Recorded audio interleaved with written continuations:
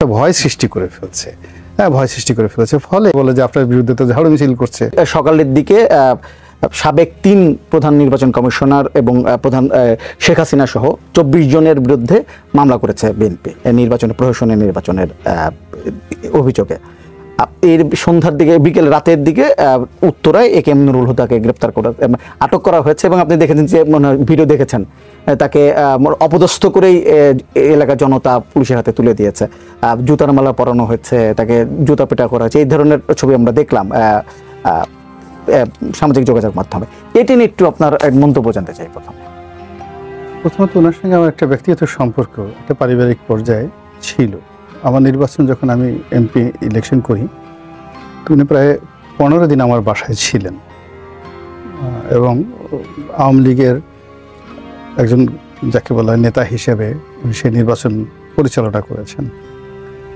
তো পরবর্তীতে তিনি যখন সেখানে আবার সিইসি হলেন এবং আমি যখন বিএনপিতে মনোনয়ন নিয়ে গেলাম, তার ভাগ্নেকে আবার তিনি মনোনয়ন দিলেন আওয়ামী লীগকে ম্যানেজ করে বা শেখ হাসিনাকে ম্যানেজ করে। ফলে তার সঙ্গে আমার যে সম্পর্ক এবং এখন আজকের যে অবস্থা, মানে আমার জীবনটা 2018 সনে একেবারে রীতিমতো বিভৎস করে ফেলেছিল। জীবনের প্রতি আগ্রহ হারিয়ে ফেলেছিলাম ওই নির্বাচনকালীন ওই সময়টিতে। আমি তার শাস্তি চেয়েছিলাম বা শাস্তি চাই, কিন্তু এভাবে নয়। আজকে যে ঘটনাটা ঘটেছে ঠিক এভাবে নয়। প্রথমত হলো যে তার বিরুদ্ধে বা অন্যান্য যারা 3টি নির্বাচন করেছেন, সেই 3টি নির্বাচনের প্রধান নির্বাচন কমিশনার তাদের বিরুদ্ধে মামলা দেওয়াটা খুবই জনপ্রিয় একটি বিষয়।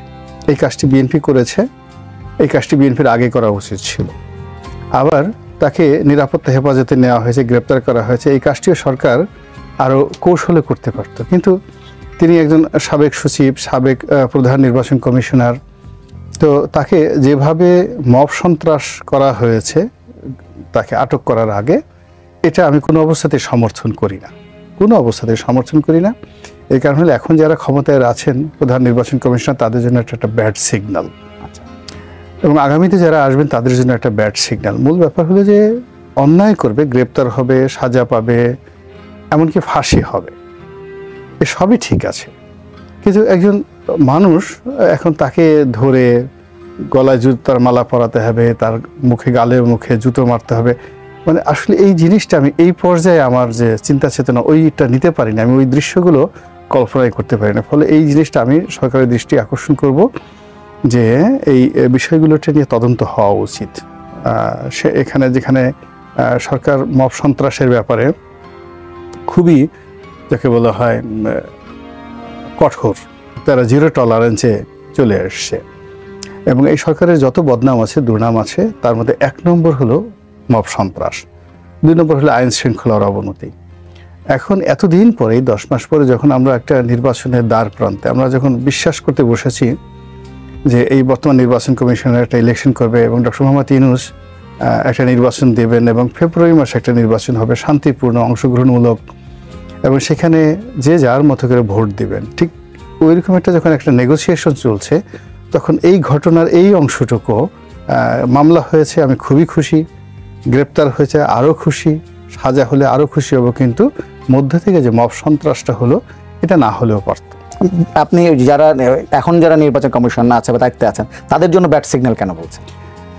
মূল ব্যাপার হলো কি জানেন, কাজকর্ম করতে গেলে ভুল ভ্রান্তি হয়। 2 নম্বর হলো আমাদের দেশের সবাই ডাল ভাতে মানুষ।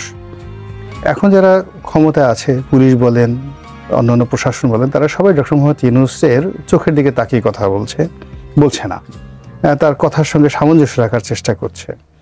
ইভেন বর্তমানে ইলেকশন কমিশন দেখেন যে পেশটা লাগিয়েছে এশরাকের ক্ষেত্রে, সে তো মানে এশরাকের এই যে তাকে ডিক্লেয়ার করা, যা কিছু করা, পুরো ঘটনাটা আজকে যা কিছু অচল অবস্থা, এটা তো বর্তমান ইলেকশন কমিশনের কারণেই হয়েছে। সে তো মানে নুরুল হুদার ইতিহাস থেকে, রকিবুল হুদার ইতিহাস থেকে তারা শিক্ষা নেয়নি। তো ফলে কি হলো, এই যে তাদের আজকে যে ঘটনাটা ঘটলো, এই ঘটনায় দেখা গেল বর্তমান প্রধান নির্বাচন কমিশনার তিনিও যদি ভবিষ্যতে এরকম একটা মধ্যে পড়েন যে তার একটা ভুলের জন্য, তার একটা নির্বাচনের জন্য, বা এই যে শাকের যে ঘটনা নিয়ে যদি তাকেও এরকম একটা ঘটনার মধ্যে পড়তে হয়, তাকে তো এই ভয়টা তার মধ্যে আসতেই পারে, যে কোনো কারণে আসতে পারে। এবং সামনে একটা বিরাট নির্বাচন হতে যাচ্ছে, কোনো মানুষ বলতে পারবে না ইলেকশন কমিশনার যে আমি শতভাগ সবকিছু নিয়ন্ত্রণে করতে পারবো, কিন্তু এই জন্য একটা সিস্টেমের মধ্যে থাকলে জিনিসটা ভালো হয়। জি, জানতে আপনি কতটা আশাবাদী আসলে, এবং এই যে প্রধানমন্ত্রীর মেয়াদ নিয়ে মানে যেগুলো মূল সেগুলো নিয়েই তো আসলে কোনো মতকে পৌঁছানো যাচ্ছে না। প্রথমত হলো যে যা কিছু হচ্ছে উনি তো যাচ্ছেন, আমি জানি না, বাইরে থেকে যেটা বডি ল্যাঙ্গুয়েজ দেখি, আই কন্ট্যাক্ট দেখি, আমার কাছে মনে হচ্ছে যে এখানে কোনো কিছুই হচ্ছে না। এটা টাইম, মানি অ্যান্ড এনার্জি, এটার একটা ওয়েস্টেজ। রাজনীতিবিদরা হয় কি অনেক দিন শেখ হাসিনার অত্যাচারে আমরা খুব অতিষ্ঠ ছিলাম, একে অপরের সাথে আমাদের টকশো ছাড়া দেখা সাক্ষাৎ হতো না, আবার এখানে হলেও আমাদের কথাবার্তা প্রাণ খুলে বলতে পারতাম না। তো ওখানে সরকারি ব্যবস্থাপনায় এসি করে একটা রুমে সবাই বসে, খুশ গল্প হয়, আরাম আয়েশ হয়, নাস্তা টাস্তার ব্যবস্থা বোধহয় থাকে মোটামুটি। তো এই নাস্তা টাস্তার ব্যবস্থা থাকে, খাওয়া দাওয়া করে ওখানে যায়, এটা রাজস্বিক ব্যাপার, কাজ নাই তো খই ভাস, এই গেল এক। ফলে ওখানে আসলে কিছুই হচ্ছে না। 2 নম্বর হলো যে রাজনীতিবিদরা নিজের একটা ছোট দল, তার নিজের দলে অসংখ্য মতানৈক্য। একটা উপজেলা কমিটি ঠিক করতে আমাদের 11 বালতি পানি খেতে হয়, তারপর আমরা ঠিক করতে পারি না। ঠিক করে আসি, বিকেলবেলা বলে যে আপনার বিরুদ্ধে তো ঝাড়ু মিছিল করছে। তো সেখানে সারা বাংলাদেশের সমস্ত রাজনৈতিক দলকে একটা ঐক্যমত্যে নিয়ে আসবে, এই থিওরিটাই হলো একটা বোগাস থিওরি, এটা সম্ভব নয়। 3 নম্বরে হলো যে এখানে যা কিছু লেখা হচ্ছে, খুব অল্প লোক আছেন এই মাথা থেকে ওই মাথা পর্যন্ত পড়েছেন। সালাউদ্দিন সাহেব পড়েছেন, উনি বলছেন বলার জন্য যে সবাই যেন বুঝতে পারে যে না, সালাউদ্দিন সাহেব যে লার্নেড ম্যান, কিন্তু বেশিরভাগ যারা ওখানে গেছেন এই মাথা থেকে ওই মাথা পর্যন্ত পড়েছেন, পড়ার পর তার প্রশ্ন এসেছে, তারপর তার দেশপ্রেম এসেছে, তারপর তার মনে হয়েছে যে না এটা করা উচিত, তারপর তার মনে হয়েছে যে এই যে যারা এখানে আমার সামনে বসে আছে, দ্য বস, এই কাজটা করবে সংস্কার, তারা এই কাজ করার উপযুক্ত। আমার কাছে মনে হচ্ছে এই যে চিন্তা চেতনায় কেউ সামন্তরালয় বুঝতে পারেনি। এখানে যে ব্যাপারটা হচ্ছে যে আগামীতে যারা ক্ষমতা আসবেন, এই যে যা কিছু হচ্ছে এর একটা শব্দ তারা যদি বলেন যে আমি মানব না, কিচ্ছু করার নেই, কিচ্ছু করার নেই। এর কারণ হলো আমাদের যে রাষ্ট্র ক্ষমতাটা, এখানে পার্লামেন্টারি ফর্ম অফ গভর্নমেন্টে এখানে পার্লামেন্টের মেজরিটির উপর নির্ভর করে, আর বিরোধী দলের সক্রিয়তার উপর নির্ভর করে। আর আপনি যদি প্রেসিডেন্সিয়াল ফর্ম অফ গভর্নমেন্টে চলে যান, তো সেক্ষেত্রে জিয়াউর রহমান সাহেব আছে, এরশাদ আছে, বাকশালের পরে যখন বঙ্গবন্ধু প্রেসিডেন্ট হলেন, সেই সময়টাতে আসলে প্রেসিডেন্টের হাতেই সব ক্ষমতা। ফলে এখন এই যে যা কিছু হচ্ছে, এটা আসলে নির্বাচনের জন্য নয়, সংস্কারের জন্য নয়। এর পেছনে উনি যেটা বললেন, দেয়ার আর ম্যানি আনসিন ম্যাটার্স, যেগুলো দেখা যায় না। তারপর শেষে কিছু বিষয় আছে যেগুলো বলা যায় না। এখানে অনেক কিংস পার্টি আছে, এখানে অনেক ভেটো পাওয়ার যারা দেয়। আপনি এটা বোঝার চেষ্টা করেন যে অবস্থার দৃষ্টি আমার কাছে মনে হয়, আমি কোনো দলকে ছোট করব না, বড় করব না, তো এই দলের মধ্যে এনসিপি বা জামাত, তাদের ক্ষমতা এই মুহূর্তে এত বেশি এবং তারা এতটা গুরুত্বপূর্ণ যে তাদের সঙ্গে হ্যান্ডশেক করার জন্য বড় বড় মানুষ পাগল হয়ে যায়, মানে রীতিমতো যে আমাকে ধর, নচেত আমি হ্যান্ডশেক আরও 3-4 বার করবো, তো এরকম হ্যান্ডশেক করার জন্য পাগল হয়ে যায়। তো নাহিদ সাহেবের সঙ্গে হ্যান্ডশেক করার জন্য জামাতের আমির তো ওখানে যান না, জামাতের যারা নাইব আমির যান, তার সাথে হ্যান্ডশেক করার জন্য মানুষ পাগল হয়ে যায়। কিছু কিছু মানুষের ওখানে যায়, তাদের অঙ্গভঙ্গি, চেহারা দেখলে মনে হয় তারা এনসিপির করুণা চায়, জামাতে করুণা চায়, যেভাবে হোক হুজুর মানে আমাকে একটু আগামীতে উপর রাখেন, আপনার যে গুড বুক আছে লিস্টের মধ্যে আমাকে রাখেন, একটু মন্ত্রী হওয়া দরকার, একটু এমপি হওয়া দরকার, তো গুড বুকে রাখেন। তারপর যদি জামাতের লোক বা এই লোক যদি একটু মুখ কালো করে, তো তাদের ঘুম হারাম হয়ে যায়।